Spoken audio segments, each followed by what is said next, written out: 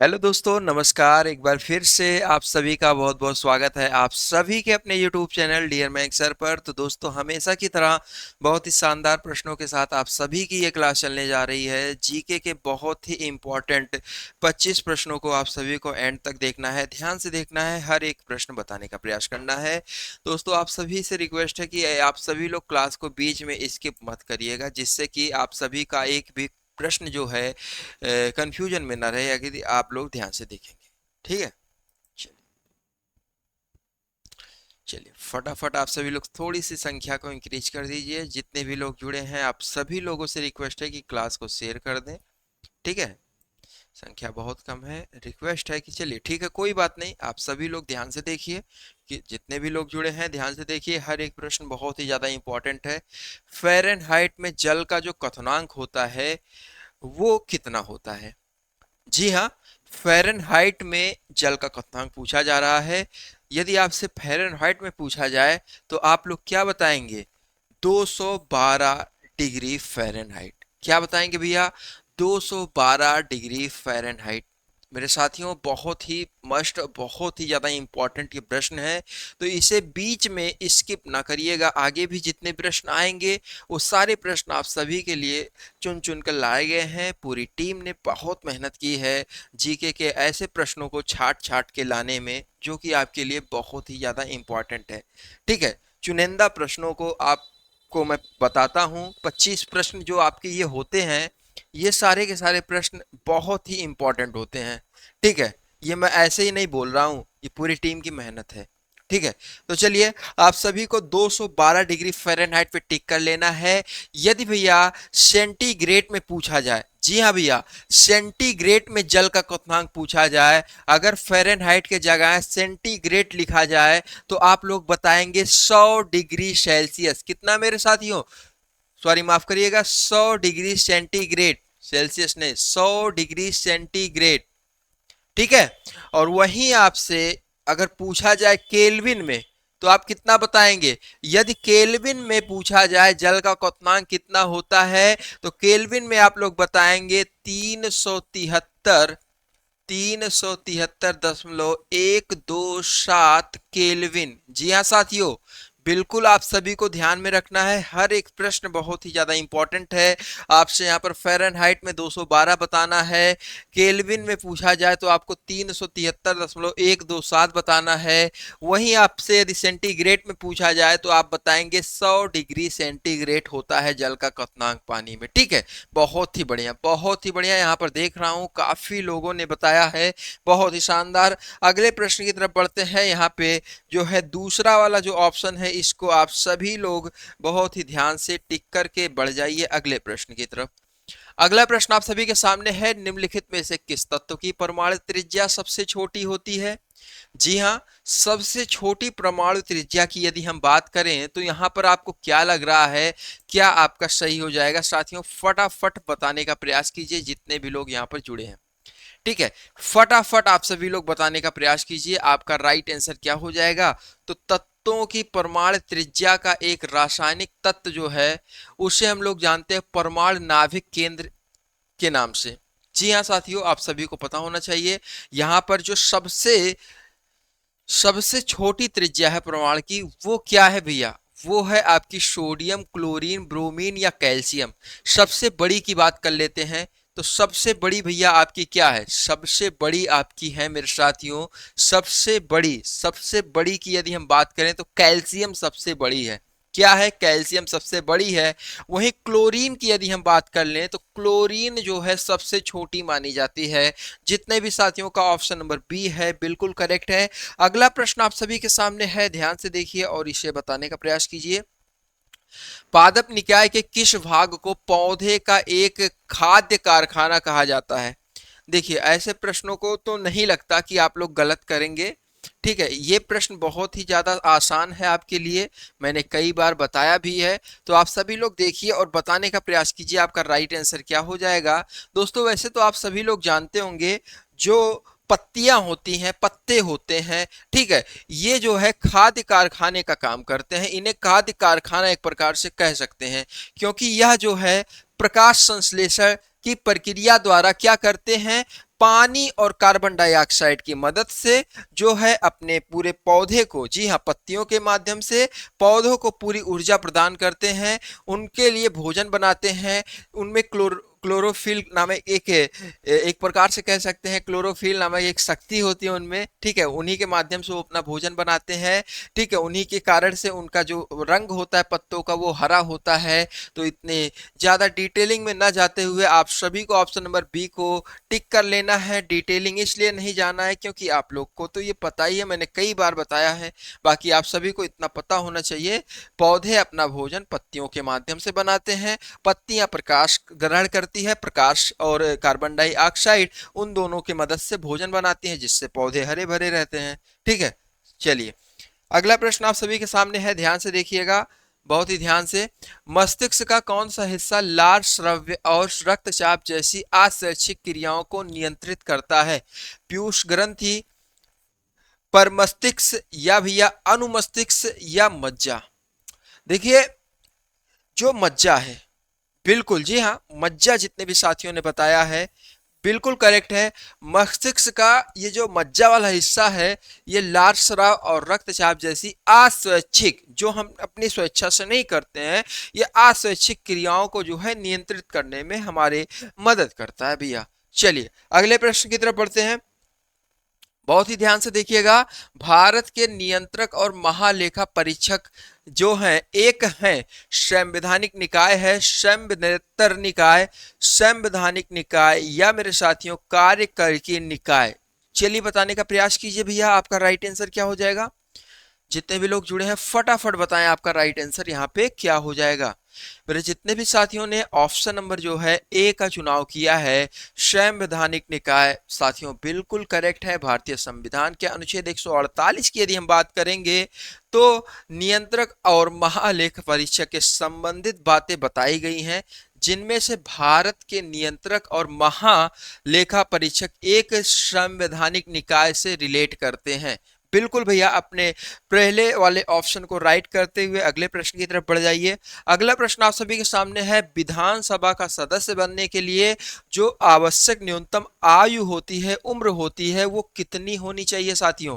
कितनी होनी चाहिए? तो भैया 25 वर्ष होनी चाहिए। कितनी होनी चाहिए? 25 वर्ष। भारत में किसी भी राज्य के राज्यपाल पद पर नियुक्त सर्वप्रथम महिला कौन थी? आप सभी के ऑप्शन दिए गए हैं भैया, ध्यान से देखिए और बताने का प्रयास कीजिए आपका राइट आंसर क्या हो जाएगा। महान महिला, महान लेडी, ठीक है, जिन्हें हम लोग जानते हैं, इनका जो जन्म हुआ था 13 फरवरी को हुआ था। कब हुआ था भैया? 13 फरवरी को इनका जन्म हुआ था, और वर्ष था भैया 1979 ईस्वी। जी हाँ भैया, कब हुआ था इनका जन्म? 13 फरवरी 1979 ईस्वी में। अब उम्मीद करता हूं कि आप सभी लोग बहुत ही अच्छे से जान चुके होंगे इनका नाम क्या है। जी हाँ, सरोजनी नायडू। जी हाँ, सरोजनी नायडू, जिनका जन्म हुआ था 13 फरवरी सन 1979 ईस्वी में। और आप सभी को पता होना चाहिए इनका जन्म हुआ था आंध्र प्रदेश राज्य में। जी हाँ, आंध्र प्रदेश में एक अच्छा सा शहर है जिसे हम लोग जानते हैं हैदराबाद के नाम से। जी हाँ, इन्हीं का जन्म यहीं पर हुआ था, आंध्र प्रदेश के हैदराबाद में 13 फरवरी सन 1979 ईस्वी में सरोजनी नायडू जी का जन्म हुआ था। आपको ये चीजें जरूर लिखनी है अपनी कॉपी में, और आपको ये भी ध्यान में रखना है सरोजनी नायडू जो है भारत की स्वतंत्रता प्राप्ति के बाद उत्तर प्रदेश की पहली राज्यपाल बनी थी। जी हाँ, उत्तर प्रदेश की पहली राज्यपाल महिला नियुक्त की गई थी। तो जितने भी मेरे साथियों ने पहले वाले ऑप्शन को बताया है, भारत में किसी भी राज्य के राज्यपाल पद पर नियुक्त सर्वप्रथम महिला कौन थी? सरोजनी नायडू। और वो राज्य कौन सा था भैया?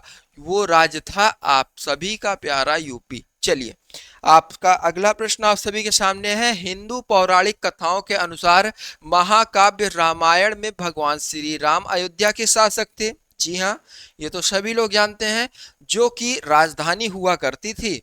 जी हाँ, अयोध्या जो है कहाँ की राजधानी हुआ करती थी, ये आप सभी को बताना है। ठीक है, महाकाव्य की चर्चा हो रही है तो महाकाव्य से रिलेटेड एक प्रश्न जरूर बनता है। 90% उम्मीद रहता है कि ऐसे प्रश्न कभी भी आपको स्किप नहीं करने चाहिए, ऐसे प्रश्नों को ध्यान से सुनना चाहिए, इसके अलावा भी जो आपको बताया जाए। जैसे महाकाव्य की मैं बात करता हूँ, पूरे संसार में, पूरे संसार की मैं बात कर लेता हूँ, केवल इंडिया की ही नहीं, पूरे संसार में, पूरे विश्व में सबसे बड़ा महाकाव्य यदि आपसे पूछा जाए, विश्व का या भारत का, कहीं का भी, बस सबसे बड़ा महाकाव्य कौन सा है, तो आपको बताना है सबसे बड़ा महाकाव्य महाभारत। क्या है भैया? महाभारत। ठीक है साथियों। और वहीं आपसे पूछा जाए सबसे पुराना महाकाव्य कौन सा है, जी हाँ, सबसे पुराना पूछा जाए तो आप बताएंगे रामायण। ठीक है, बहुत ही बढ़िया। चलिए, यहाँ पर हस्तिनापुर, कुरु, कलिंग और कौशल दिया गया है। जी हाँ, डी वाले काफी लोग हैं, बहुत ही बढ़िया, बहुत ही शानदार भैया। ऑप्शन नंबर डी यदि आप लोगों ने चुना है तो बिल्कुल भी आपको ये स्किप नहीं करना है, बहुत ही अच्छा प्रश्न है। यहाँ पर डी वाला बिल्कुल राइट कर लीजिए भैया। चलिए अगले प्रश्न की तरफ हम लोग बढ़ जाते हैं। अगला प्रश्न आप सभी के सामने आने वाला है, ध्यान से देखिएगा। जितने भी लोग यहाँ पर एक दो लोग हैं, ठीक है, जो कि क्लास को शेयर नहीं कर रहे हैं, बाकी आप लोगों से रिक्वेस्ट है कि आप जैसे एक दो लोग हैं जो कि चैट बॉक्स में अभी एक्टिव नहीं है, तो प्लीज एक्टिव हो जाइए आप लोग भी। ठीक है, कौटिल्य का अर्थशास्त्र मौर्य प्रणाली के किस क्षेत्र का वर्णन करता है? अर्थशास्त्र, प्रशासन, विदेश नीति या वाणिज्य? चलिए बताइए भैया, आप सभी को बताना है यहाँ पर क्या राइट हो जाएगा। तो प्रशासन, जितने भी मेरे साथियों ने बताया है, कौटिल्य का अर्थशास्त्र जो है प्रशासन क्षेत्र के अंतर्गत रिलेट करता है। बिल्कुल भैया, कौटिल्य का अर्थशास्त्र मौर्य प्रणाली के प्रशासन, जी हाँ भैया, मौर्य प्रणाली के प्रशासन क्षेत्र का वर्णन करता है। जी हाँ मेरे साथियों, आप सभी को ऑप्शन नंबर बी को राइट कर लेना है। अगले प्रश्न की तरफ बढ़ते हैं भैया। भूदान आंदोलन वर्ष में आरंभ हुआ था? ऐसे प्रश्नों को भी आप सभी को बिल्कुल ध्यान से सुनना है। देखिए, भूदान आंदोलन की यदि हम बात कर लें तो ये शुरू हुआ था अप्रैल के महीने में। अब आप लोग कहेंगे कौन से दिन हुआ था, कौन से डेट को हुआ था, तो 18 अप्रैल को हुआ था साथियों। ठीक है, और आप सभी को एक चीज और ध्यान में रखना है, 18 अप्रैल को तो हुआ ही था, लेकिन यहाँ पर सन पूछा जा रहा है, तो सन आपको 1951 ईस्वी को टिक कर लेना है, बिल्कुल राइट हो जाएगा। भूदान आंदोलन का जो आरंभ हुआ था वो 18 अप्रैल 1951 ईस्वी को हुआ था। और कहाँ पे इसकी शुरुआत हुई थी? तो तेलंगाना के पोच पल्ली, जी हाँ, पोचम पल्ली नामक स्थान से। जी हाँ, इसे आप सभी को ध्यान से लिख लेना है, पोचम पल्ली नामक स्थान पे। ये कहाँ पड़ता है भैया? पोचमपल्ली नामक ये स्थान जो है कहाँ पड़ता है? तेलंगाना में। कहाँ पर? इसको फटाफट कॉपी पेन साथ में लिए रहिए, उसमें जरूर लिख लीजिए तेलंगाना में। यहाँ पर आप सभी को राइट कर लेना है, ऑप्शन नंबर डी बिल्कुल राइट है साथियों। अगले प्रश्न की तरफ बढ़ते हैं।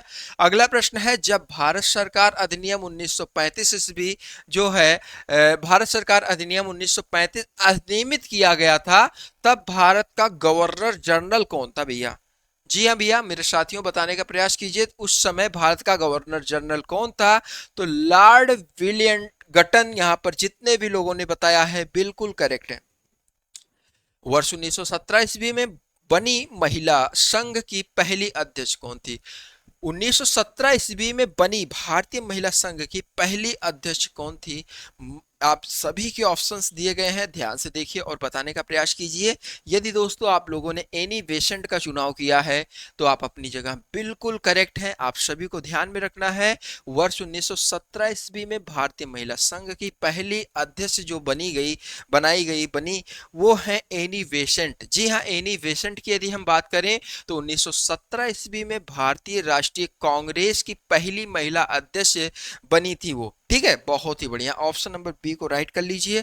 अगला प्रश्न आप सभी के सामने है, आयकर एक है, आयकर कैसा कर है? वित्त कर है, प्रत्यक्ष कर है, सेवा कर है या अप्रत्यक्ष कर है? देखिए, ऐसे प्रश्नों को भी आप सभी को बिल्कुल ध्यान से रखना है। आयकर का मतलब हो गया, आयकर का मतलब सीधा सीधा संबंध है इसका प्रत्यक्ष कर से। प्रत्यक्ष कर को यदि हम इंग्लिश में जाने तो इसे हम लोग कहते हैं डीटी, मतलब कि डायरेक्ट टैक्स। जी हाँ, जो टैक्स डायरेक्ट लिया जाता है उसे हम लोग कहते हैं प्रत्यक्ष कर। जी हाँ, आयकर का सीधा सीधा संबंध प्रत्यक्ष कर से है। आयकर एक क्या है? प्रत्यक्ष कर है, जो सरकार द्वारा लगाया जाता है। ये गवर्नमेंट के द्वारा, सरकार के द्वारा लगाया जाता है, और यह एक वित्तीय वर्ष के दौरान व्यक्ति की आय पर लगाया गया कर होता है। जी हाँ, एक वित्तीय वर्ष के बीच में यह कर लगाया जाता है। एक वित्तीय वर्ष क्या होता है? एक वित्तीय वर्ष आप सभी को समझना है, वित्तीय वर्ष जो है 1 अप्रैल से शुरू होता है। 1 अप्रैल से शुरू होता है साथियों, और 31 मार्च को जाके खत्म हो जाता है। ठीक है, ये 1 अप्रैल से ही वित्तीय वर्ष क्यों माना जाता है? 1 जनवरी से क्यों नहीं माना जाता ये वित्तीय वर्ष? तो भैया हिंदू कैलेंडर के अकॉर्डिंग अगर चलेंगे तो हिंदू कैलेंडर में 1 अप्रैल को नया वर्ष माना जाता है। 1 अप्रैल से नया वर्ष शुरू होता है, 31 मार्च को नया वर्ष जाके खत्म होता है। इसी 1 अप्रैल से लेकर 31 मार्च तक के समय को हम लोग क्या कहते हैं? वित्तीय वर्ष कहते हैं। और जितने भी त्योहार आपको देखने को मिलेंगे इसी वित्तीय वर्ष के अंतराल में देखने को मिलेंगे। आपको जनवरी में बस वही एक मकर संक्रांति मिलेगा हिंदुओं के त्योहार में। बाकी के जितने भी त्योहार हैं, ठीक है, जो कि मनाए जाते हैं 1 से 2 दिन, 3 दिन, 4 दिन, वो सारे के सारे त्योहार आपको 1 अप्रैल से 31 मार्च के बीच वाले ही त्योहार मिलेंगे। 31 मार्च के बीच में ही त्योहार मिलेंगे। ठीक है, चलिए इसी के साथ हम लोग बढ़ जाते हैं अपने अगले प्रश्न की तरफ। भारत में प्रथम पंचवर्षीय योजना किस वर्ष प्रारंभ हुई थी? 1950 ईस्वी, 1951 ईस्वी, 1952 ईस्वी, 1953 ईस्वी। 1951 ईस्वी में प्रारंभ हुई थी और 1956 ईस्वी तक ये योजना चली थी और सफल भी रही थी। कृषि के क्षेत्र में बहुत योगदान मिला था इस योजना के चलते। चलिए अगला प्रश्न आप सभी के सामने है। डेनमार्क, आइसलैंड, नॉर्वे, स्वीडन और फिनलैंड मिलकर क्या कहलाते हैं? देखिए ये सभी अलग अलग एक प्रकार से दायरे में है, क्योंकि जब कोई ओलंपिक होता है तो सारे अलग अलग खेलते हैं, ये नहीं कि एक साथ खेलेंगे। जब भी कोई मैच होता है, जब भी अपने देश के लिए कुछ करना होता है तो अलग अलग सबका नाम लिया जाता है। नॉर्वे ने इतने गोल्ड मेडल जीते, इतने वो जीते, डेनमार्क ने इतने सिल्वर जीते, इतने गोल्ड जीते, सबका अलग अलग, स्वीडन अलग अलग।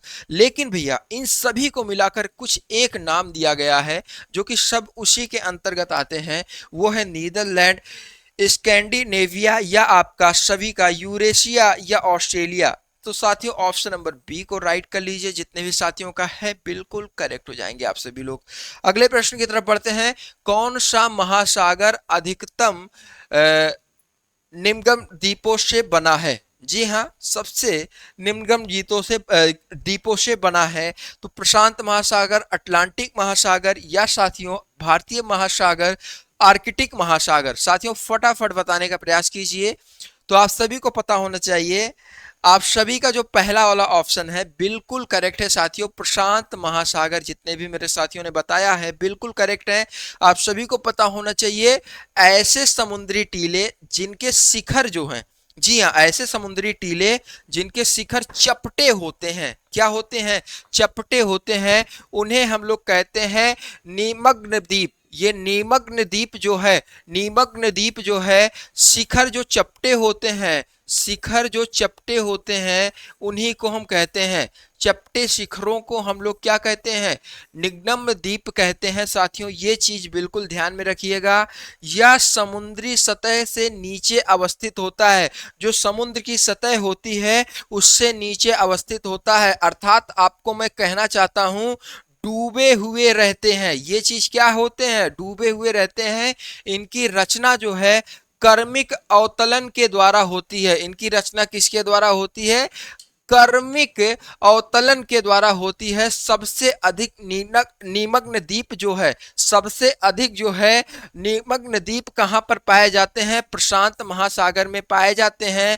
प्रशांत महासागर में दुनिया का सबसे गहरा गर्त पाया जाता है, जिसे हम लोग मेरियाना गर्त के नाम से जानते हैं। मेरियाना गर्त की गहराई की यदि हम बात करें तो इसकी गहराई भैया 11,008 मीटर है, जो कि विश्व की सबसे गहरी गर्त मानी जाती है।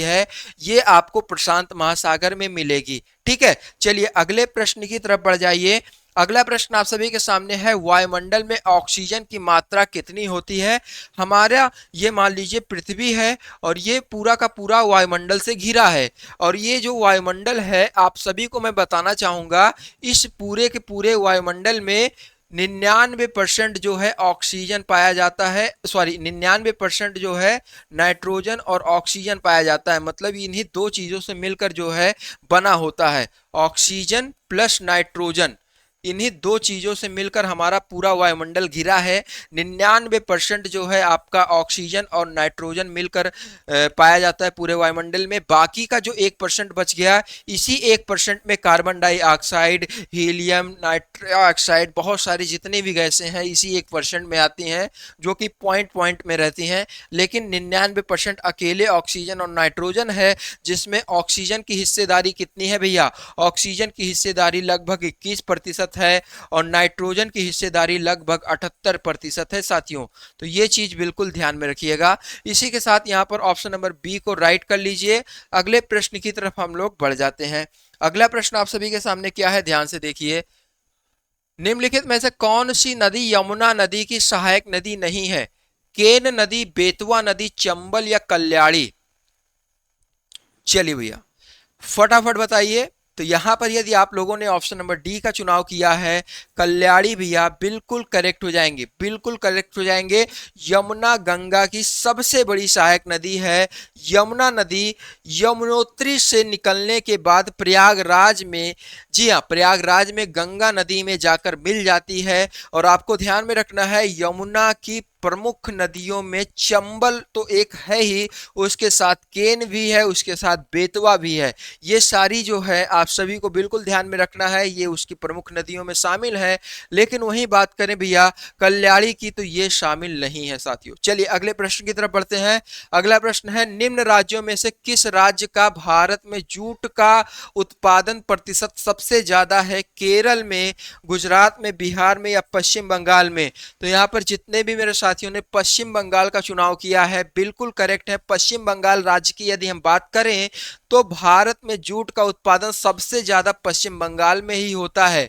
आपको पता होना चाहिए, इसे सुनहरा देश मतलब गोल्डन फाइबर भी कहते हैं। जी हाँ, इस स्थान को हम लोग क्या कहते हैं? गोल्डन फाइबर के नाम से भी जानते हैं। भारत विश्व का सबसे बड़ा जूट के उत्पादन वाला क्षेत्र है, जो कि अकेले 35% जो है उत्पादन करता है। तो यहाँ पर पश्चिम बंगाल को राइट कर लीजिए। अगला प्रश्न आप सभी के सामने है, मानव जनसंख्या वितरण और घनत्व के प्रतिरूप पैटर्न के अध्ययन को कहा जाता है? क्या कहा जाता है भैया? तो यहाँ पर जितने भी लोगों ने डेमोग्राफी को बताया है बिल्कुल करेक्ट है भैया। चलिए अगला प्रश्न आप सभी के सामने है, निम्नलिखित में से कौन सा स्मारक उत्तर प्रदेश के यूनेस्को द्वारा प्रशंसित विश्व धरोहर स्थल है? रामनगर किला, अलीगढ़ किला, आगरा का किला, अकबर का मकबरा? चलिए भैया फटाफट बताइए आपका राइट आंसर क्या हो जाएगा। देखिए यहाँ पर बात हो रही है यूनेस्को। यूनेस्को क्या होता है? प्रत्येक कुछ वर्षों बाद जो है वो क्या करता है, विश्व की धरोहर में कोई ना कोई चीज शामिल करता है। रिसर्च टीम उसकी यही लगी रहती है कि किसे विश्व धरोहर में शामिल किया जाए। तो भैया यहाँ पर यदि हम सी की बात करें, आगरा का किला जो है, जी हाँ, किसने किसने देखा है भैया फटाफट बताएं, किसने किसने देखा है आगरा का किला? आगरा का किला जो है वहां से सीधे सीधे ताजमहल भी दिखता है। ठीक है, फटाफट बताएं। तो यदि आगरा के किले की बात करें, जो कि उत्तर प्रदेश में है, आप सभी को पता होना चाहिए आगरा में ही है, उत्तर प्रदेश में है, इसीलिए इसे आगरा का किला कहते हैं। उत्तर प्रदेश में यूनेस्को द्वारा जो है प्रशंसित विश्व धरोहर की स्थल की सूची में इसे शामिल किया गया है। उत्तर प्रदेश के 3 स्थल जो कि विश्व धरोहर की सूची में सम्मिलित हैं, उनमें से आपका ताजमहल तो है ही। ठीक है, ताजमहल को आप सभी को सबसे पहले याद रखना है। दूसरे पर आगरा का किला, जो कि वो भी ताजमहल मतलब ताजमहल के बिल्कुल करीब पे है। ताजमहल और आगरा का किला दोनों एक दूसरे मतलब दोनों जगह से आप एक दूसरे चीजों को देख सकते हैं। यदि आप आगरा किले पर हैं तो ताजमहल वहां से दिखेगा, यदि आप ताजमहल के पास है तो वहां से आगरा किला आप देख सकते हैं। दोनों की दूरी बहुत ही नजदीक है, मतलब दूरी तो है, लेकिन ऐसा रूप दिया गया, ऐसा उन्हें डिजाइन दिया गया, बनाया गया ऐसे जगह पे कि वो एक दूसरे जगह से दिखाई देते हैं। ठीक है। अब तीसरे की बात करते हैं, फतेहपुर सिकरी, ये भी विश्व धरोहर की सूची में शामिल है, जो कि उत्तर प्रदेश में पड़ता है। ठीक है, चलिए अगला प्रश्न आप सभी के सामने है। गौतम बुद्ध की मां देवदह राज्य के शासक परिवार से थी, जो अब उत्तर प्रदेश के जिले में है। वो जिला क्या है भैया? देवरिया, गोरखपुर, बस्ती, गोंडा। देखिए ये सारे तो यूपी पुलिस के सेंटर के सारे केंद्र दिए गए हैं यहाँ पे। ठीक है, बताने का प्रयास कीजिए। देवरिया, गोरखपुर, बस्ती, गोंडा, ऐसे छित्र बित्र भेजा है इस बार, ये नहीं कि एक ही जगह सबका भेज दे। ठीक है, फटाफट बताइए भैया आपका राइट आंसर क्या हो जाएगा। तो मेरे साथियों, यदि आप लोगों ने बस्ती का चुनाव किया है, जो कि गोंडा के ही पास पड़ता है, बिल्कुल राइट है। अगला प्रश्न आप सभी के सामने है, निम्न में से किस लोक नृत्य का आयोजन बुंदेलखंड क्षेत्र में फसल कटाई के समय किया जाता है? देखिए भैया, आप सभी को ध्यान में रखना है, सैरा नामक एक नृत्य होता है, जो कि बुंदेलखंड के प्रसिद्ध लोक नृत्यों में से एक है।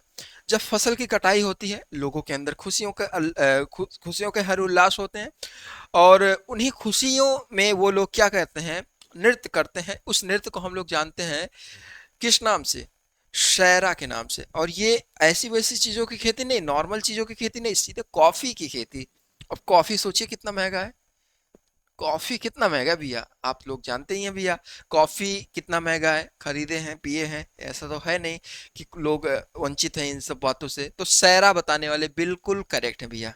चलिए, कॉफी की खेती की कटाई के बाद वो लोग खुशियों से नृत्य करते हैं, जिसे हम सैरा नृत्य के नाम से जानते हैं। इनमें से कौन सा उत्तर प्रदेश का पारंपरिक शिल्प नहीं है? आपके सामने है, कांथा टांके, जरदोजी, चिकनकारी, संगमरमर, जड़ना। चिकनकारी लखनऊ से रिलेटेड है। यहाँ पर आपसे पूछा जा रहा है उत्तर प्रदेश का पारंपरिक शिल्प नहीं है, तो ये तो पहले सबसे हटा दीजिए। चिकनकारी तो उत्तर प्रदेश में मुगलों के समय से लखनऊ में बहुत ही प्रचलन में रहा, अभी भी इसकी डिमांड बहुत रहती है। ठीक है, लेडीज में बहुत सारे जो भी पहनावे आते हैं, चिकनकारी बहुत ही डिमांडिंग चीज है। तो ये अपने यूपी से ही जन्म हुआ है, इसका नवाबों के शहर लखनऊ से ये रिलेटेड है। आप सभी लोग बताइए फटाफट यहाँ पर राइट आंसर क्या हो जाएगा। तो जी हाँ, काथा टाके। जी हाँ, कांथा टाके। जितने भी साथियों ने ऑप्शन नंबर ए का चुनाव बताया है, बिल्कुल करेक्ट है। यह कढ़ाई की बात करें, या इस कढ़ाई की बात करें तो